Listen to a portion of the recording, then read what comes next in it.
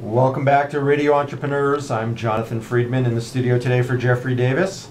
And just a little shout out to our listeners where we can be found and where we can be heard. We are heard 6 to 7 daily, drive time, our new slot from 6 to 7 p.m.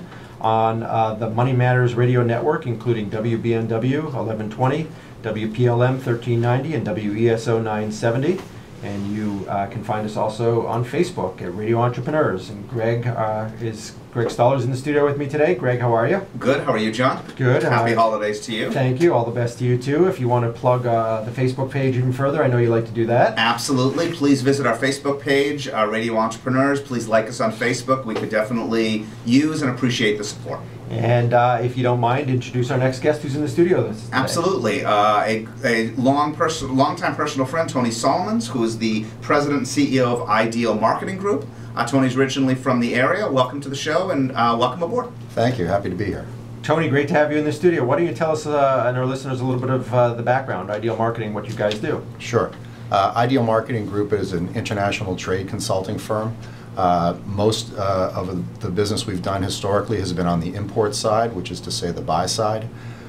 We act for U.S. Companies seeking to import products from overseas, and we provide an end-to-end service in that regard. So we do everything from the primary sourcing to the inspection to the quality control to the packaging and export documentation and order flow management and shipment tracking, everything basically from the time a client decides they want to buy this product till the moment that product tips up at their warehouse door, including hiring lumbers to unload the containers. So it is a true end-to-end real service. soup to nuts operation in terms of what you do. Now, across any particular industries or any particular geographies? We've traditionally served the supermarket industry in the United States. In prior companies, we've also served supermarket chains in Europe and Australia and New Zealand. As recently, we've started another venture under the auspices of the same company, which provides export services to U.S. companies seeking to do business overseas, exporting their products. And something I've always admired about Tony over the years is he goes into the field, he gets on a plane, he'll stay up until 2 o'clock in the morning. This is not an outsourced operation. He's literally the chief cook and bottle washer, and some of his contacts literally go back over a decade. That's how I see you guys getting along. It's at 2 a.m., in a bar somewhere overseas. As Tony's always said to me, he said, there's always someone to talk to when you're dealing with international commerce. That's right. Great. So tell us a little bit of supermarkets, food products in particular, and any consumer certainly over the last decade has seen there's a tremendous proliferation in international products coming into this country. Shelf space obviously at a premium. So how does that process happen? So you help them specifically with the importation aspect and getting their product onto the shelves? Yes. It actually starts before that, because a typical client would come to us and say, we're buying this product from a distributor. We know it's sourced overseas in one of the countries in which you do business, and we know we're paying the distributor's markup to bring this product into our stores. I knew there was a value add somewhere. Right. And so, and we know that well because we were the importers of record, or the distributors, if you will, ourselves for a number of years before I started Ideal Marketing Group. And so they'll come to us and they'll say, look, everything is much more competitive than it ever was before, and we're under tremendous pressure to squeeze as much cost as we can out of the supply chain. And can you help us source this product directly? So when the client decides to source directly, they have to obviously have the critical mass to be buying enough to make it make sense to buy directly. And there are a number of benefits that accrue when they do that. First of all, they're not paying the importer's markup. Secondly, they're generally, particularly supermarket chains, tend to be much bigger than the suppliers that they're buying from. So they have a lower cost of capital.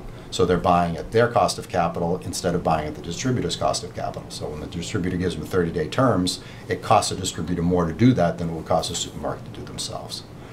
And finally, they're getting the flexibility to buy the product that they want, packaged the way they want it, and processed in the way that they want it. Whereas if they're buying from a distributor whose product is already in a local warehouse, and the product is packed 24 to a master carton, and they want it packed 12 to a master carton, there's not much they can do about it. It is what it is. That's the way you get it. Right? Exactly. Similarly, if they want to buy a product that has less sugar content, for example, than the importer's product, they don't have that flexibility either. So if they're big enough to do it themselves, we can show them how to do it and manage the process for them. So I would imagine, in particular in the food industry, since these products are really sourced throughout the world, I would imagine, do you guys focus in any particular geography and in any particular categories of food, or because how do you know every manufacturer throughout the globe? You can't. And the answer to that question is yes. We focus on canned fruits and vegetables. That's been the bulk of our food business. But we also do a fair amount of business on the private label side in kitchenware and in housewares. And a much smaller amount of our business is done on the seasonal side, which is unbranded product.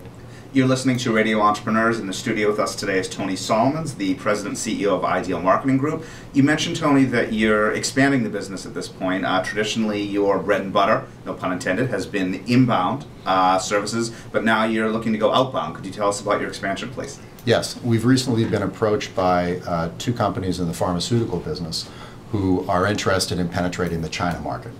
And one of them has experience there now, but they're not growing at the rate that they want to or expect to.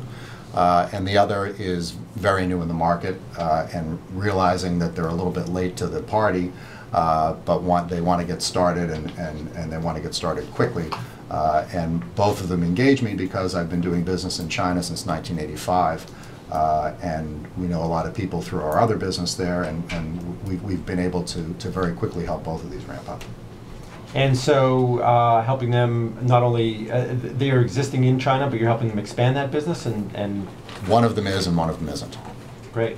And any other geographies that you're planning on expanding into as well? Well, we do business all over the Pacific Rim. I mean, China, just because of the tremendous growth that's had over the last 20 years, seems to have the bulk of the new opportunities. But we also do business in Thailand, Vietnam, Taiwan, Thailand, Indonesia, the Philippines, Malaysia, pretty much all over the Pacific Rim.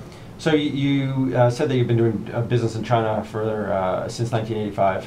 My quick math takes me over 25 years. Right. 27. What is some of the evolution that you've seen? I mean, obviously, tremendous changes over the last decade. Has protectionist sentiment gone away, or is it getting greater? I really think it depends on our trade deficit. I think a lot of the changes that have taken place in the way business is done in China has been driven by large Western buyers. For example, there's been a tremendous focus on cleaning up the human rights violations in the manufacturing chain, and that has totally been driven by the U.S. and European buyers, whose clients demand that of them.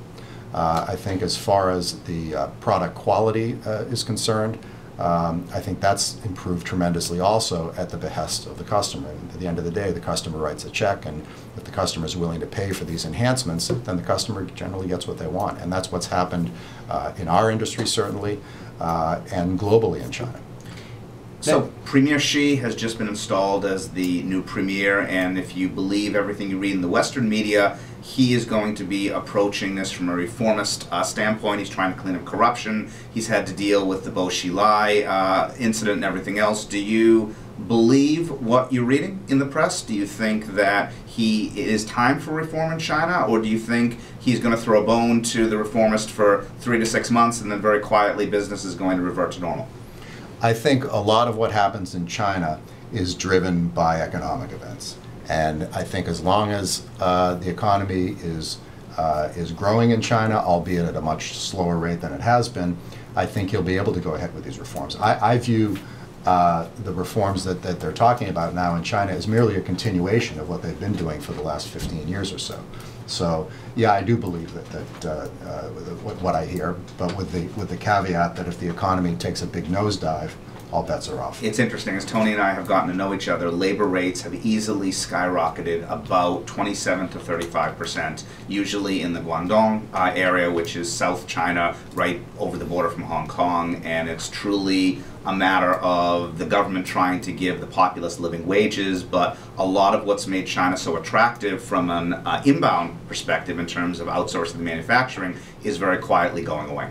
Well, I would imagine, as we become truly a more global, commercial base, that global competition, in effect, and living standards as they rise, when the middle class Chinese becomes the middle class akin to Americans, why would they want anything different? And they also realize the emperor truly has no clothes because they're now internet savvy. They are finding what's happening out in the West, and the entire landscape is slowly changing. Both good and bad, I might add. I also think that one difference in perception between what goes on in China and what the Western media portrays as going on in China is that the Chinese have always done a really superb job, in my estimation, of separating political change from economic change.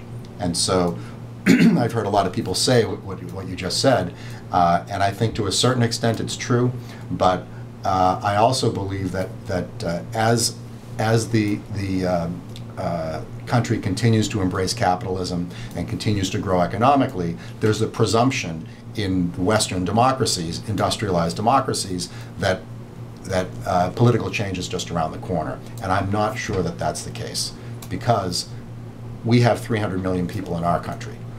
If you rate the functionality of our Congress over the last 12 months, I don't think anybody is going to rate it terribly highly. So if you think about trying to do that in a nation of 1.3 billion people, it becomes very, very difficult and unwieldy and tough to manage.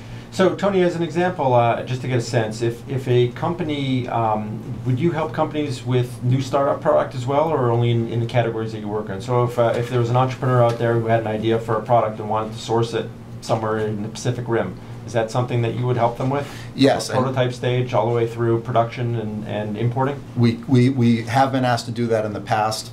I can tell you that the most success we've had with entrepreneurs starting up with new products is if they establish a market for their product here first, and they ship the product, and they're making money from it, and their volume gets to a point where it makes sense to start taking advantage of some of these manufacturing economies of scale that you can get from importing product in China. I think it's very tempting for a lot of entrepreneurs who are obviously watching costs very carefully to say, well, if it costs me $10 to manufacture this item here and I can get it manufactured for $5 in China, aren't I better off doing that?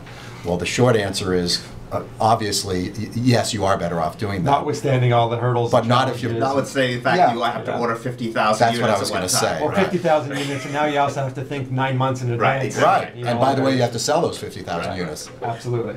So, Tony, great stuff. If our listeners wanted to get in touch with you, what's the best way to reach you? You can certainly email me. My email address is tony@idealmarketing.com. We're located at 100 Crescent Road in Needham. And you can certainly call me at my office, 781-455-0500. Great. Well, Tony, appreciate you coming in, and wish you all the best with the new venture and helping U.S.-based companies expand globally, and continued success with Ideal Marketing Group. And Greg, thank you for bringing Tony in. My pleasure. Another fabulous guest. Thank you. And again, reminder to our radio audience that we can be heard daily from 6 to 7 p.m. on the Money Matters Radio Network, WBNW 1120, WPLM 1390, and WSO 970. And to like us as well on our Facebook page. Yes, go to Radio Entrepreneurs, absolutely. And we'll be right back in a few moments on Radio Entrepreneurs. I didn't say thank you.